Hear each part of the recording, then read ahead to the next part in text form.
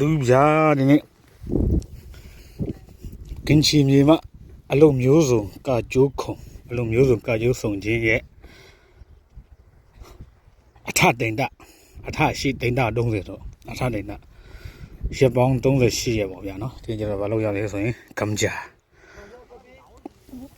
လူတွေလက်ကောက်တာဗျာဒီကျွန်တော်တို့ကောက်ပြီလားနော်ကောက်ပြီလားဟိုမှာကောက်ပြီလားကိုအိတ်ကြီးကြီးနဲ့မထဲထားတာဗျာ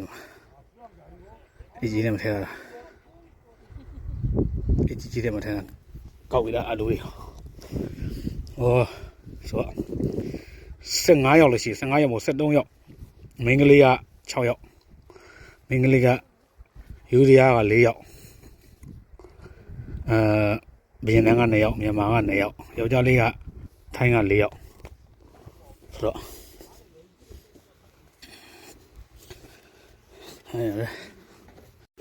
အာလူ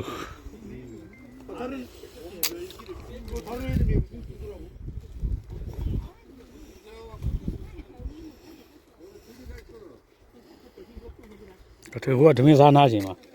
ဓမင်းစားပြီးတော့နားနေရတယ်